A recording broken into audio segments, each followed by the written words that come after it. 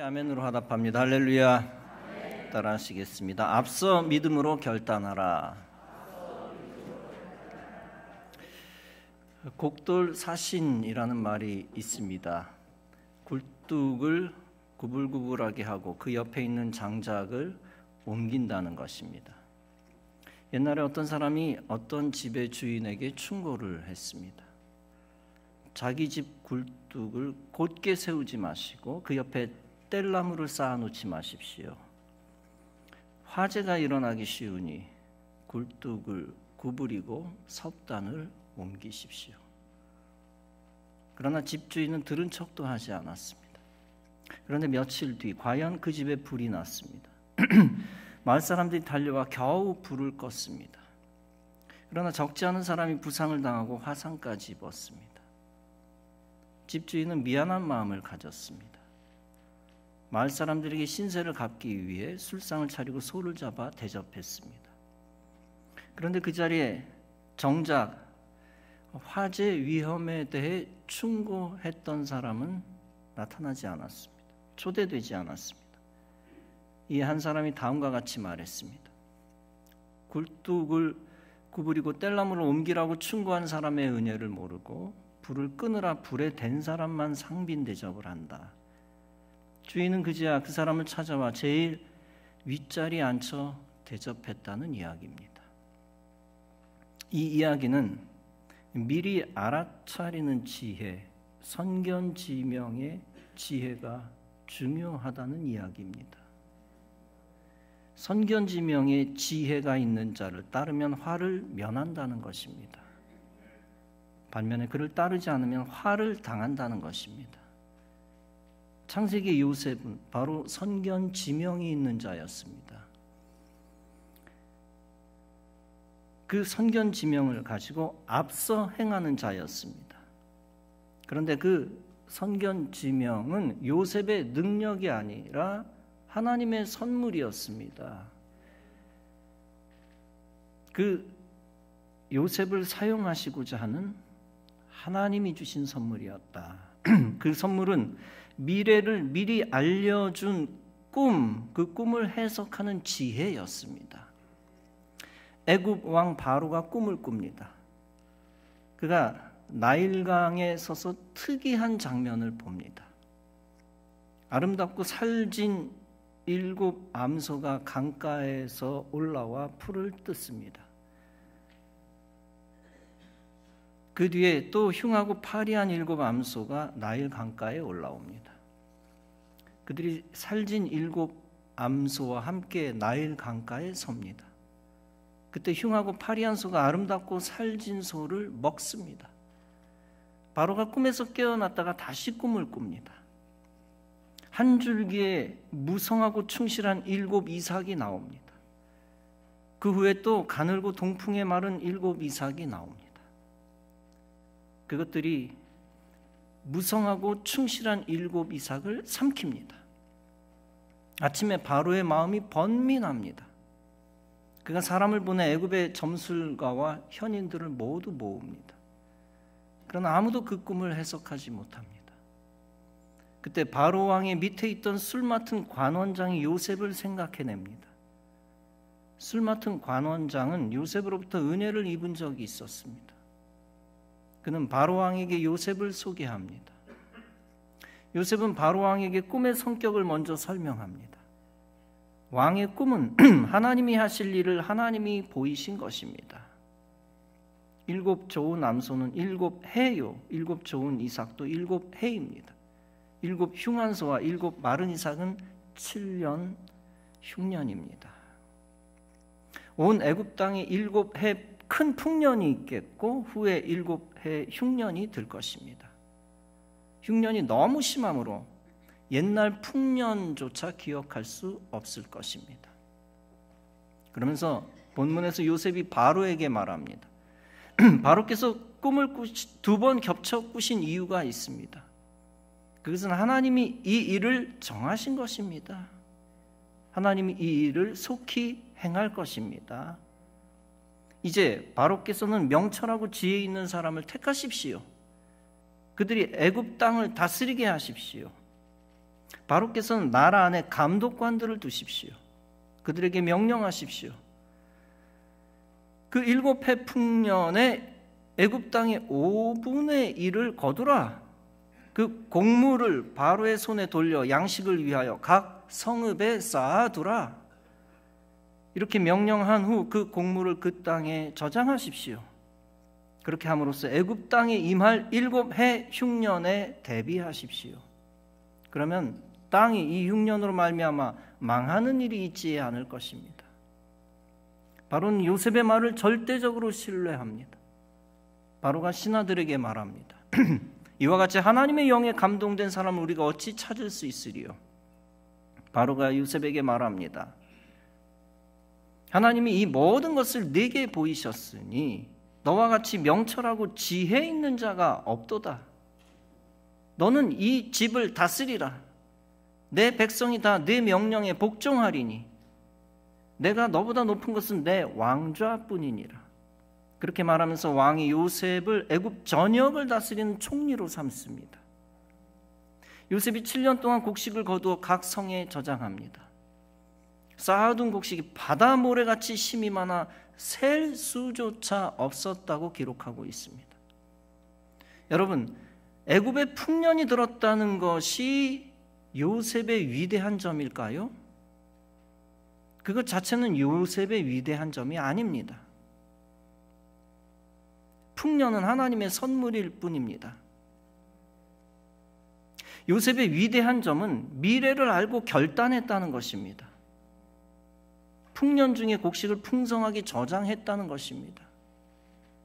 그런데 7년이 지나도 계속 풍년이었다면 어떻게 되었을까요? 그는 허풍쟁이로 끝났을 것입니다. 아무리 각성의 곡식이 가득 차도 오히려 비난받았을 것입니다. 7년이 지나 예언이 안 맞았다면 비난받았을 것입니다. 그러나 7년이 지난 후 요셉의 해석대로 되었습니다. 요셉의 위대한 점은 그의 예견이 틀리지 않았다는 것입니다. 즉 애굽의 흉년이 시작됐다는 예견입니다. 즉 하나님 주신 예지적인 지혜, 선지자적인 지혜를 드러낸 것입니다. 그 흉년으로 요셉의 가치는 하늘로 솟아오릅니다. 흉년 자체가 요셉을 올려준 게 아닙니다. 흉년 예언을 통하여 흉년을 대비하여 곡식을 저장한 것이 요셉을 올려준 것입니다. 애굽 백성들은 요셉 때문에 복을 받았습니다. 흉년의 때에 굶주리지 않았습니다. 더 나아가 흉년에 오히려 더 강한 나라의 백성이 되었습니다.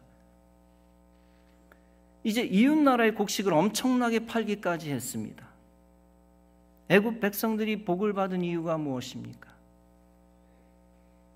복 받을 자격이 있었기 때문이 아닙니다.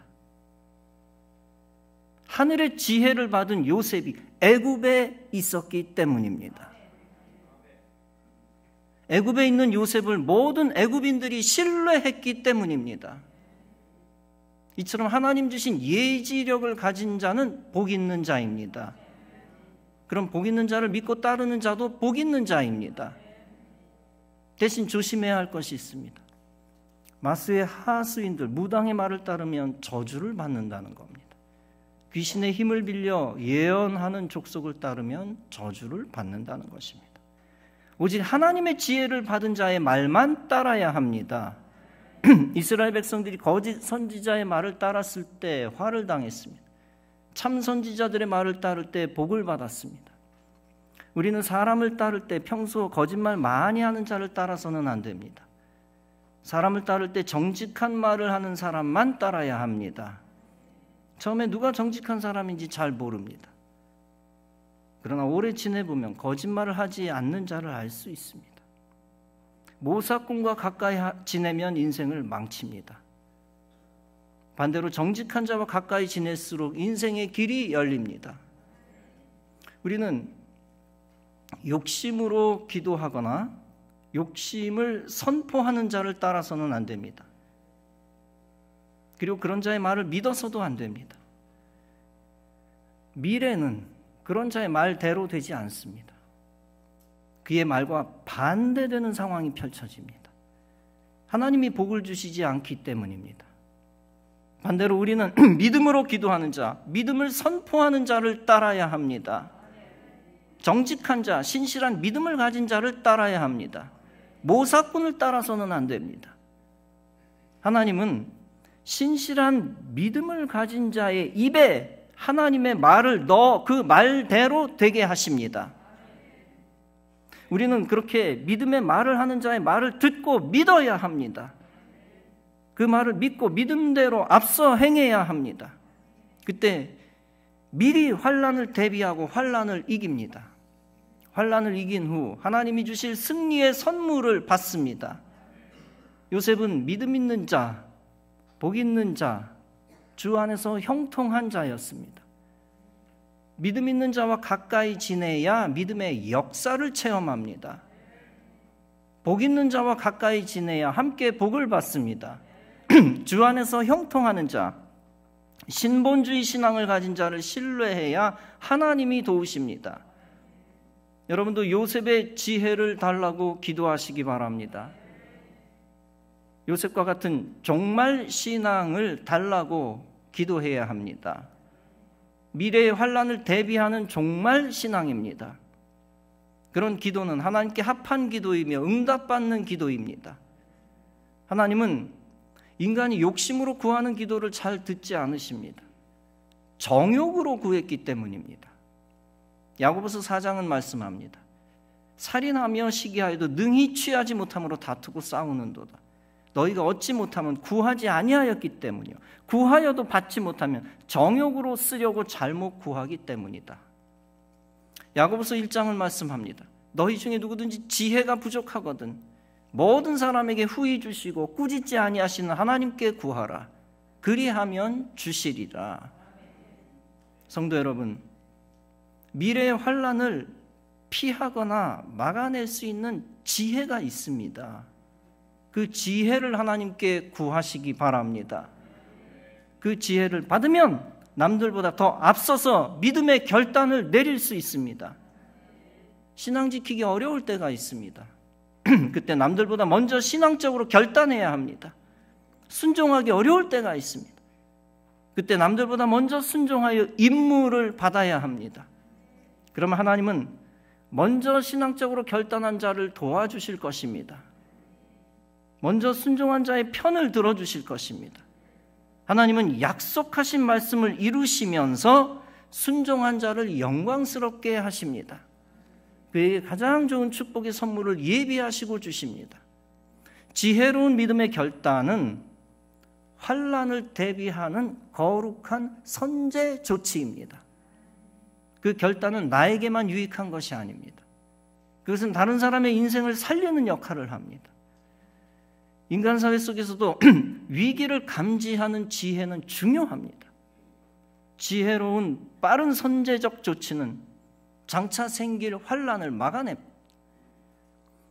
김해시의 한 농협은행원 김주란 씨는 지혜로운 사람이었습니다. 창구 앞으로 한 70대 할머니가 다가왔습니다. 적금 통장을 해약해달라고 합니다. 전부 현금으로 달라고 합니다. 할머니 통장에는 2천만 원이 들어있고 금년 3월이 만기였습니다. 이상하게 여긴 김 씨는 집을 왜 고칩니까? 라는 등등 질문하며 시간을 끕니다. 할머니는 제대로 대답하지 못하다가 실토를 합니다. 아들을 납치했으니 5천만 원을 달라는 협박 전화를 받았다는 겁니다. 김 씨의 신고를 받고 경찰이 보이스피싱임을 알려주었습니다.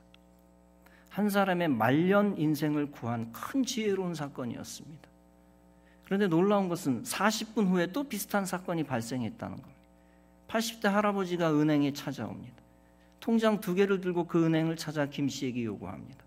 병원비가 필요하니 전액 현금으로 주세요. 그 돈은 기초연금과 생활비, 용돈을 아껴가며 모은 920만 원이었습니다. 당연히 이를 이상하게 여긴 김 씨는 할아버지의 휴대전화를 살펴봅니다. 저장되지 않은 낯선 번호와 할아버지가 통화했던 것이었습니다. 김 씨의 추궁에 할아버지 처음에는 모른다고 모르쇠로 일관했었습니다. 그러다 결국 할아버지도 아들이 납치됐다는 협박 전화를 받았다고 실토를 합니다.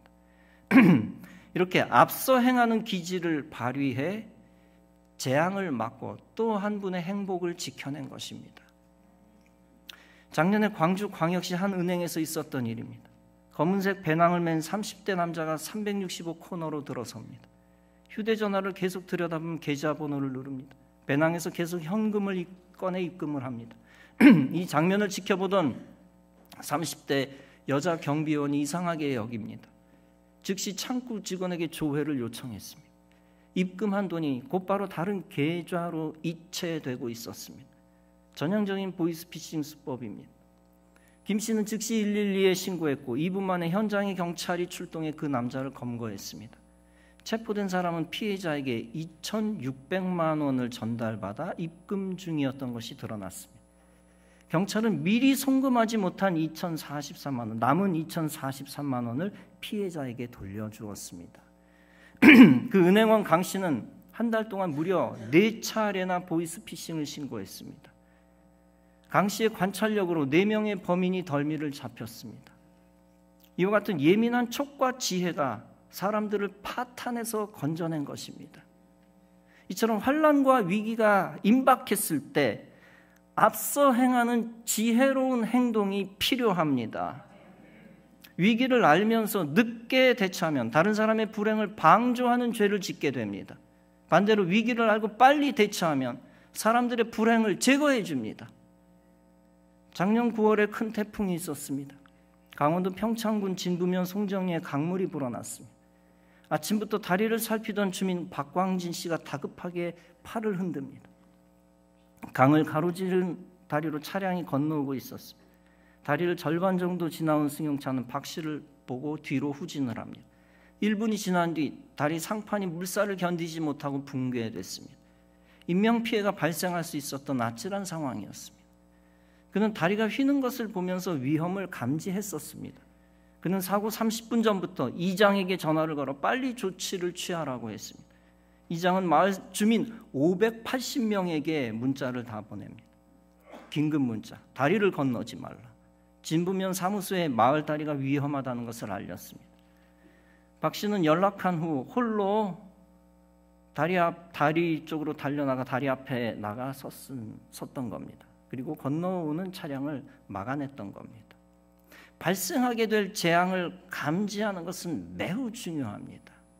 그것을 막기 위해 속히 앞서 행하는 지혜는 매우 중요합니다. 성도가 미래의 환난을 대비하는 것은 매우 성서적인 것입니다. 예수님은 종말의 심판에 대비하라고 말씀합니다. 마태복음 24장에서 예수님은 말씀합니다. 멸망에 가증한 것이 거룩한 곳에 선 것을 보거든 그때 유대에 있는 자들은 산으로 도망할지어다. 지붕 위에 있는 자는 집 안에 있는 물건을 가지러 내려가지 말며 밭에 있는 자는 겉옷을 가지러 뒤로 돌이키지 말지어다. 이는 그때 큰 환난이 있겠습니다. 창세로부터 지금까지 이런 환난이 없었고 후에도 없으리라. 그가 큰 나팔소리와 함께 천사들을 보내리니 그들이 그의 택하신 자들을 하늘 이 끝에서 저 끝까지 사방에서 모으리라. 노아의 때와 같이 인자의 임함도 그러하리라. 그때 두 사람이 밭에 있음에 한 사람은 데려가고 한 사람은 버려둠을 당할 것이요. 이러므로 너희도 준비하고 있으라. 생각하지 않은 때에 인자가 오리라. 만일 악한 종이 마음에 생각하기를 주인이 더디 오리라 하여 동료들을 때리며 술친구들과 더불어 먹고 마시게 되면 생각하지 않은 날 알지 못하는 시각에 그 종의 주인이 이르러 엄히 때리고 외식하는 자가 받는 벌에 처하리. 거기서 슬피 울며 이를 갈리라. 여러분, 이 말씀들은 종말 심판을 상징적으로 보여주는 것입니다. 심판을 믿지 않고 더디 행하고 준비하지 않으면 심판당한다는 것입니다. 심판의 주님이 임하실 때 앞서 의를 행하지 않으면 심판을 받는다는 것입니다. 반대로 속히 앞서 신앙적 의를 행하면 준비하면 구원을 받는다는 것입니다. 창세기 6장은 말씀합니다. 너는 먹을 모든 양식을 네게로 가져다가 저축하라. 이것이 너와 그들의 먹을 것이 되리라. 노아가 그와 같이 하여 하나님이 자기에게 명하신 대로 다 준행하였더라. 히브리서 11장은 말씀합니다. 믿음으로 노아는 아직 보지 못하는 일에 경고하심을 받아 경외함으로 방주를 예비하여 그 집을 구원하였느니라. 참 믿음은 앞서 행하여 다가올 환난을 막는 것입니다. 마태복음 25장에서 예수님은 열처녀 비유를 드십니다. 천국은 마치 등을 들고 신랑을 맞으러 나간 열처녀 같다고 했습니다. 미련한 5처녀는 그릇에 기름을 준비하지 않습니다. 신랑이 더디 오니까 다 졸며 잡니다. 지혜로운 처녀들은 그릇에 기름과 등을 준비합니다. 그러다 밤중에 신랑이 옵니다. 미련한 5처녀는 급히 기름을 사러 나갑니다. 그들이 간 사이에 슬기 있는 자들이 혼인잔치에 들어갑니다. 그 후 문이 닫혀버립니다. 남은 처녀들이 문을 열어달라고 애원합니다. 대답은 내가 너희를 알지 못하노라 였습니다. 그러면서 예수님이 제자들에게 강조하십니다. 그런즉 깨어 있으라. 너희는 그날과 그때를 알지 못하느니라. 이 열처녀 비유가 주는 교훈이 무엇입니까? 즉 어느 때 환난이 있을지 인간은 제대로 알지 못한다는 겁니다. 그러므로 항상 종말 신앙 가지고 준비하라는 것입니다. 앞서 행하는 지혜를 가지고 실제 앞서 결단하라는 것입니다. 심판에 대비하는 신본주의 신앙을 가지고 준비하라는 것입니다. 오직 신본주의 신앙에서 참 지혜가 나오기 때문입니다. 천국에 합당한 참 믿음을 가지고 준비하라는 것입니다. 참 믿음을 가지고 신앙생활을 잘하라는 겁니다. 어리석은 처녀들처럼 멸망할 세상에 속한 자가 되지 말라는 것입니다. 그들과 함께 멸망하지 말라는 것입니다. 불신앙에 속하여 지옥에 속한 자가 되지 말라는 것입니다. 반대로 영생과 부활 생명이 있는 천국에 속한 자 되라는 것입니다. 부활 생명을 가진 믿음의 선조들과 함께 구원받으라는 것입니다. 다가올 환난을 예측하고 미리 믿음으로 준비하고 결단하라는 것입니다. 그리하여 모든 영적 육적 환난을 피하라는 것입니다. 잠언 21장은 말씀합니다. 싸울 날을 위하여 마병을 예비하거니와 이김은 여호와께 있느니라. 앞서 행하는 지혜가 없는 지도자는 마병을 준비하지 않습니다. 그러다 자신은 적장에게 머리를 조아리고 백성들은 노예가 됩니다.